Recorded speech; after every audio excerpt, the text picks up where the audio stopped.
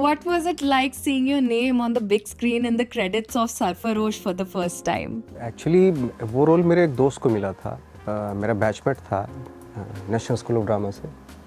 वो उस वक्त पे गायब हो गया और फिर मुझसे पूछने आया कि वो कहाँ है, तो मुझे भी खुद पता नहीं था वो कहाँ है। फिर मुझसे बोला कि आप कर लोगे ये रोल। मैंने हाँ कर लूँगा, तो ऑडिशन देना पड़ेगा। मैंने ठीक है, जॉन मैथ्यूज़ के घर पे ऑडिशन दिया, फिर वो रोल मुझे मिला। हालांकि बहुत ज़्यादा बड़ा नहीं था, 40 सेकंड के आसपास का रोल था वो।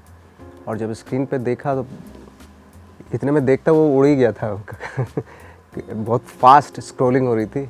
बहुत टाइम के बाद देखने का रोका मैंने, जब डीवीडीज़ आई उसकी तब रोका मैं, तब देखा उसको। हाँ मेरा ही नाम है, तो तब खुशी हुई थी बहुत सालों के बाद। Can you tell us about your first audition? पथिक वत्स नाम था उनका, जो कास्टिंग भी कर रहे थे और एसोसिएट डायरेक्टर भी थे। जॉन मैथ्यूज़ थे जिनके सामने मैंने वो ऑडिशन दिया था। ऑफकोर्स उसकी तैयारी की, मुझे दे दिया था वो उसी वक्त पे दिया। याद किया मैंने, और याद करने के बाद इमोशन इम्पोर्टेंट थे कि क्योंकि अगर आप फिल्म में वो रोल देखेंगे तो एक डरा हुआ सा सहमा सा बंदा है जिसने कोई गलती नहीं की, बट तो पुलिस से उसको बहुत डर लगता है। तो वो इम्पोर्टेंट था। डायलॉग्स इधर उधर हो जाए तो कोई प्रॉब्लम नहीं थी, बट मैं ऑडिशन देते हुए वैसे डर रहा था सामने, तो वो जो डर था और कैरेक्टर का डर वो मैच हो गया, तो इसलिए मेरा सिलेक्शन हो गया। What are some things that no acting school can prepare you for? कोई भी चीज़ नहीं सिखा सकती जो ख़ुद का एक्सपीरियंस होता है। अगर आप अपने आँख नाक कान खोल के रखें, दिमाग खोल के रखें बेसिकली, तो बहुत सारी चीज़ें सीखने को मिलती हैं रियल लाइफ में। एक्टिंग तो सिखाई नहीं जा सकती, हाँ कुछ टेक्निकलिटीज़ बताई जा सकती। अगर सिखाई जा सकती तो पुड़िया होती, आप पुड़िया फाँक लो, आ गई एक्टिंग। वैसा नहीं है। उस वक्त पे इसी मोबाइल ये सब इंटरनेट कुछ नहीं था, तो हमने प्रैक्टिस बहुत की। अब मेरे जैसा इंसान जो बहुत ही ज़्यादा स्मार्ट या ऐसा कुछ था नहीं, ना कुछ एक्स्ट्रा ऑर्डनरी कुछ था, बट हाँ प्रैक्टिस कर कर के जो चीज़ें अचीव की। क्योंकि मुझे मालूम है अच्छे से, जब मैं नेशनल स्कूल ऑफ ड्रामा में था मुझे मालूम था कि क्या क्या कमियां हैं मेरे अंदर। तो खाली बैठ के अकेला रूम बंद करके, स्कूल में एक योगा हॉल है उसको बंद करके 18 घंटे काम किया।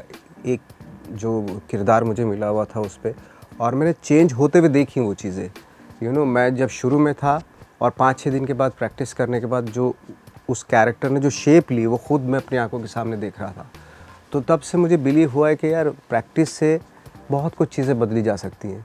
और जब मेरे जैसा डल किस्म का इंसान जब प्रैक्टिस करके मतलब कॉन्फिडेंट हो सकता है, तो लोग तो पहले से कॉन्फिडेंट होते हैं, तो क्या कुछ नहीं कर सकते। After National School of Drama, did your first TV or film audition feel different from what you had learned in training? हाँ ऑफ कोर्स, लेकिन वो कहीं ना कहीं आपके ज़रूर काम आता है, यहाँ नहीं तो कहीं और काम आता है। इसलिए अगर आप सीरियसली इस चीज़ को ले रहे हैं तो डेफिनेटली आपको वर्कशॉप्स करनी चाहिए या ट्रेनिंग लेनी चाहिए कहीं से, वो बहुत ज़रूरी है। अभी पहले की तरह नहीं कि भाई आपको देखा कि हाँ अच्छी खासी पर्सनैलिटी है और फिल्मों में चले जाओ, पहले तो ऐसे होता था। बट फाइनली आज जो मॉडर्न एक्टर्स हैं, एस्पायरिंग एक्टर्स हैं, वो बाकायदा सीख के आते हैं, वर्कशॉप्स करके आते हैं। दे आर वेरी सीरियस, क्योंकि ये ऑफकोर्स एक डिफरेंट आर्ट तो है ही ना। उसमें एक्सपर्ट होने के लिए जो जितना भी सीखा जा सकता है, जितना भी सीरियसली उसको लिया जा सकता है, लेना चाहिए I think. Inside Nawazuddin Siddiqui's iconic roles, Faisal Khan in Gangs of Wasepur. बिल्कुल ये अचानक से मिला, वो मैं एक्सपेक्ट नहीं कर रहा था कि इस तरह का रोल मुझे मिलेगा। मैं अपने गांव में था, फ़ोन आया अनुराग कश्यप का। उन्होंने बोला कि मैं कुछ पेजेस भेज रहा हूँ, उस कैरेक्टर को देखना, ये एक फैज़ल खान करके एक लिखा हुआ होगा। तो मैंने पढ़ा वो, मुझे बहुत अच्छा लगा क्योंकि एटीट्यूड था। ज़्यादा डायलॉग्स तो थे नहीं, बट जितने भी डायलॉग थे 7-8 डायलॉग थे, वो बड़े अच्छे लग रहे थे। तो ऑफकोर्स मैं तो चाह रहा था ऐसा करना, तो उस तरीके से वो मिला। प्रिपरेशन का जहाँ तक सवाल है, फर्स्ट डे बहुत बड़ा ब्लंडर किया मैंने। वो ये था कि मैं बहुत ही अल पचिनो टाइप होके गया वहाँ पे, और मैं बिहेव मेरा ऐसे ही था जैसे मैं ही अल पचिनो हूँ, मतलब एक्टिंग लग रही थी वो। तो फिर अनुराग ने मुझे रात को बैठा के शूट पे से जब हम लोग आए तो काफ़ी कुछ सुनाया कि शो क्यों कर रहा है। जो पावरफुल लोग होते हैं वो शो नहीं करते, और मैं तेरे पीछे 6-6 फुट के लोग खड़ा करूँगा, तुझे ज़रूरत नहीं है, तुझे मतलब पावरफुल होने दिखाने की ज़रूरत नहीं, तो नॉर्मली भी बोलेगा तो स्ट्रॉन्ग लगेगा। तो मुझे ये बात समझ में आई, बाकी हाँ की बात तो बहुत सही है। तो फाइनली नेक्स्ट डे मैं उसी चीज़ को लेके गया सेट पे, और मैं जैसा था वैसे ही मैंने रिएक्ट करना शुरू किया। जब देखता था तो लगता था कि हाँ कि इसके ऑर्डर को सब मान रहे हैं, तो ऑटोमेटिकली पावरफुल लगने लगा। जितना ऑनेस्ट हो सकता था अपने अपने आप को लेके, वो उतना वो प्ले करने की कोशिश की पूरे थ्रू आउट द फिल्म में। Shake in the lunch box. Lunch box में सबसे पहले मेरी कास्टिंग हुई थी जब रितेश आए थे न्यूयॉर्क से, और उसके बाद गुनीत ने मुझे बताया कि शेख का रोल जो है ना आप प्ले करेंगे। मैं ठीक है।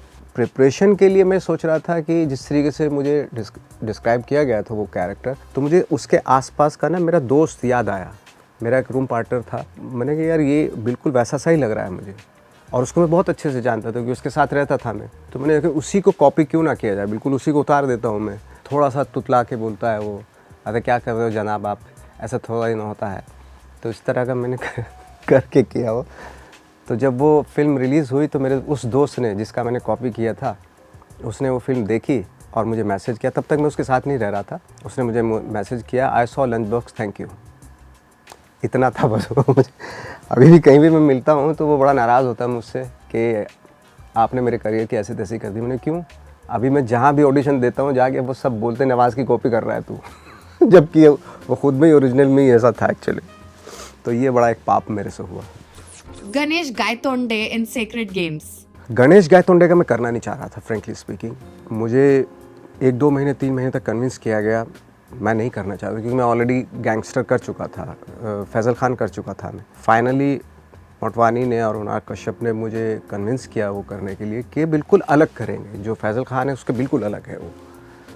तो ये सोच के मैंने सोचा ठीक है करते हैं। मुझे इतना भी पता नहीं था कि नेटफ्लिक्स क्या है या सीरीज़ क्या होती है, OTT क्या होता है, कुछ नहीं पता था उस वक्त पे। जिस दिन मैंने हाँ बोला उसके नेक्स्ट डे आई थिंक पूरी की पूरी टीम बाहर से आ गई, वो सब लोग आ गए थे नेटफ्लिक्स के लोग, ये वो। मैंने कहा यार ये तो कुछ बड़ा सा लग रहा है। फाइनली जब करना शुरू किया तब मुझे एहसास हुआ कि वाकई बहुत ही कॉम्प्लेक्स ड्रिवन कैरेक्टर है ये, जिसमें मेहनत तो लगेगी। उस सीरीज़ में मैं टोटली डिपेंड था डायरेक्टर के ऊपर, अनुराग कश्यप के ऊपर। मैं कॉन्फिडेंट था कि जो वो मेरे से कराएंगे उसको सोच समझ के मैं करूँगा। कभी कभी होता है कि कुछ कैरेक्टर्स जो है प्रिपरेशन मांगते हैं, कुछ कैरेक्टर्स स्पॉन्टेनियसली आप कर देते हैं जाके। 4-5-6 दिन के बाद मुझे समझ में आने लगा था कैरेक्टर। उसके बाद जो डायरेक्टर आपका बहुत बड़ा सपोर्ट सिस्टम होता है, जिस तरीके से वो बताते गए और मैं करता गया, उसमें इतना ज़्यादा प्रिपरेशन नहीं थी, बट एक जोन में रहना था। जटिल यादव इन रात अकेली है, द बंसल मर्डर्स। जटिल यादव चूँकि ऑफकोर्स एक आम सा कॉप है, कोई ख़ास एक्स्ट्रॉर्डनरी कुछ है नहीं उसके पास, बट एक ऑनेस्टी है उसकी, एक डिसिप्लिन है कहीं ना कहीं, और रूढ़िवाद भी है उसमें। ये नहीं कि मैंने कॉप पहन लिया तो मैं किसी भी ऑर्डर नहीं, ऐसा नहीं है। उसकी जो भाषा है, जो स्मिता ने जो राइटर हैं हमारी रात अकेली की, उसमें बहुत ही रिदमिक डायलॉग्स हैं वो। सबसे बड़ा चैलेंज ये था क्योंकि बड़े बड़े सीन्स होते हैं उसमें, तो जो डायलॉग की रिदम है वो बरकरार रहनी चाहिए उसमें। डायलॉग की जो रिदम है उसमें छेड़खानी अगर हो गई तो वो बहुत ही अलग हो जाएगा, बहुत ख़राब लगेगा। स्पेसिफिकली डायलॉग्स की जो रिदम है वो ब्रेक नहीं होनी चाहिए, तो उसका ख्याल रखा गया specially. Tell us a little about your collaboration with Anurag Kashyap and how that was built. पहली मुलाकात तो हमारी अंधेरी स्टेशन पे हुई थी। किसी एक एक्टर जो है जाना चाह रहा था, तो वो स्ट्रगल कर लिया था उसने 1-2 साल, तो वो उसको छोड़ना आए थे हम लोग। तो वहीं कहीं अनुराग कश्यप मिल गए, तो कोको कोला पिलाई उन्होंने हमें वहाँ पे। और उसके बाद पूछा भाई क्या हो रहा है, बोले ये जाना चाहता है। बोले ठीक है रुक जा कुछ दिन, अगर देखते हैं क्या अगर हो सकता है। अनुराग इस चीज़ का बड़ा ख्याल रखते थे, जितने भी एक्टर्स थे थिएटर के, उनको एक वो सपोर्ट सिस्टम देते थे कि रुक जाओ कुछ ना कुछ अच्छा होगा डेफिनेटली, ये वो सब इस तरह। तो उसको छोड़ने आया था वो, फाइनली गया नहीं, रोक लिया गया उसको, और बाद में अच्छा उसको काम मिलने लगा था। पहली मुलाकात हमारी वहाँ हुई थी। सेकंड मुलाकात मेरी शूल के सेट पे हुई थी। शूल फिल्म की शूटिंग चल रही थी, सब मेरे आसपास के लोगों की कास्टिंग हो चुकी थी, मैं रह गया था। डायरेक्टर के पास गया, मुझे भी चाहिए कुछ छोटा मोटा कुछ रोल हो तो दे दो। तो उन्होंने दिया, बट वो वेटर का रोल था, वो छोटा सा था, ज़्यादा बड़ा नहीं था। तो अनुराग ने मना किया मुझे करने के लिए। मैंने नहीं कर लेता हूँ, पैसा मिल जाएगा। तो मैंने किया वो रोल, बट उसका पैसा भी नहीं मिला बाद में बट मैंने पूरा कवर अप कर लिया वो पैसा, क्योंकि रोज़ मैं रामू के ऑफिस चला जाता, दाल चावल खा के आ जाता था। आई थिंक ये सिलसिला चला होगा 1-1.5 साल तक। हर रोज़ दोपहर को मैं पहुंच जाता था खाना खाने के लिए। मैं या तो पैसा दो या खाना खिलाओ, तो खाना खिला देते थे तो बाद में मुझे लगा कि यार इतना पैसे देना, 2,500 2,000 मिल रहा था, मैंने इतना तो कवर हो गया, रहने दो इनको, छोड़ो। तो ये था पहला role. What is Anurag Kashyap like to work with and how has he shaped you? उसके बाद क्या होता था, पृथ्वी थिएटर में मैं जाता था तो अनुराग की अलग से कुछ था, वो मेरे से बात करने लगे।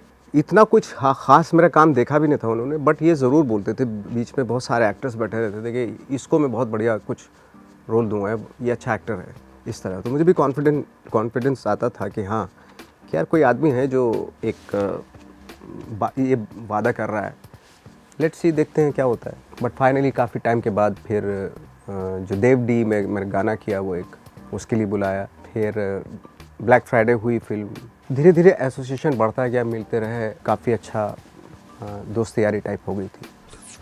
How can actors make an impact with limited screen time?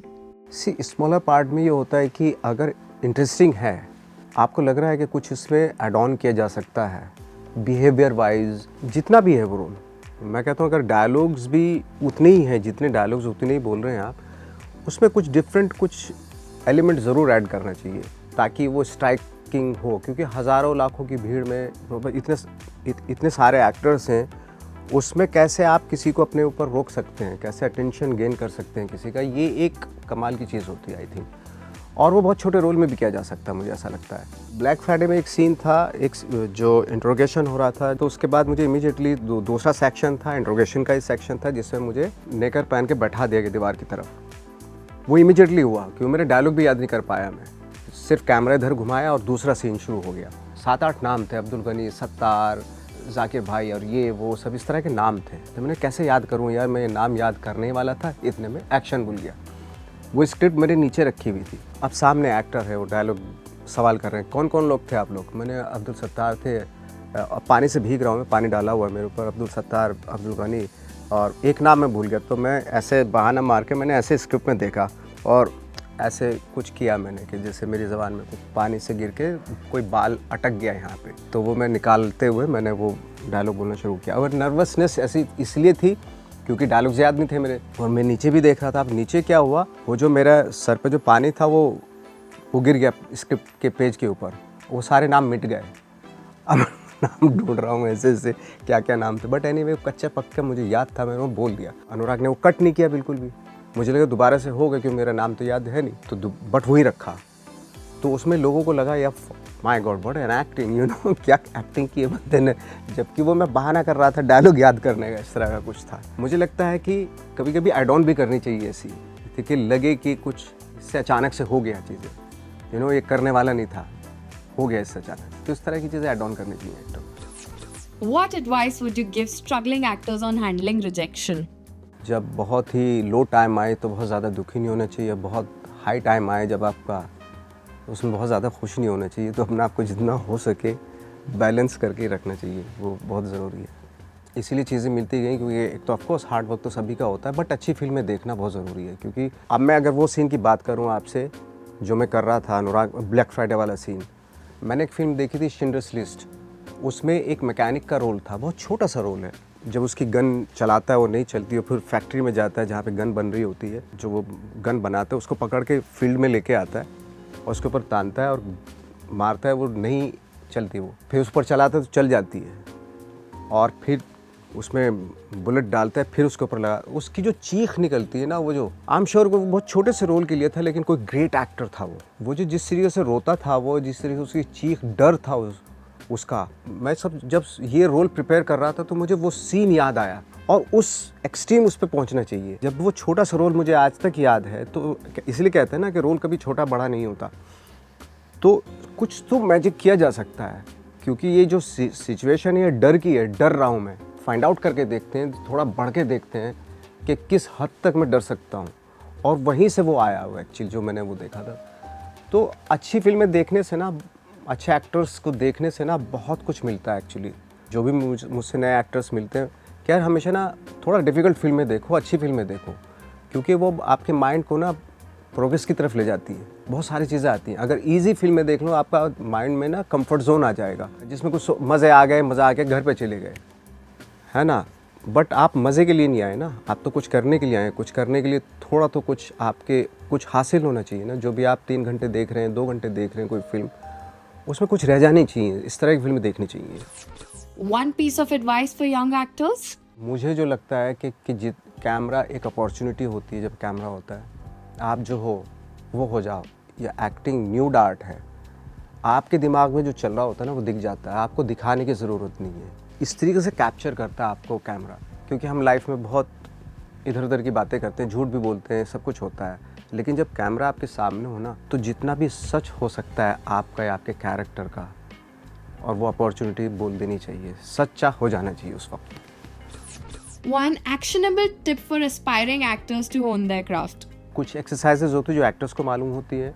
Reading करनी चाहिए, अच्छी फिल्में देखनी चाहिए। आप अगर अपने दिमाग में बेवकूफ़ वाली फिल्में देख रहे हैं तो उसका भी असर रहता है, क्योंकि ये माइंड जो है ना एक ऐसी चीज़ है, जो भी भरते हो अजीब सा भर रहे हो तो वो भी दिखेगा। एक माइंड ऐसी चीज़ है, अगर अच्छी चीज़ें डालोगे तो वो भी दिखेगी एक्चुअली। एक्टर्स जो होते हैं, आई थिंक जब अच्छी फिल्में देखते हैं तो उनकी बातों से, उनके काम करने के ढंग से अंदाज़ा हो जाता है कि ये वाकई कुछ सही स्टफ देखता होगा बंदा। What are your top 5 10 on 10 films that everyone should watch? I think मैं इंडिया की ही फिल्में बताना चाहूँगा। Bandit Queen, Court, All We Imagine Is Light, Sparsh, एक डॉक्टर की मौत।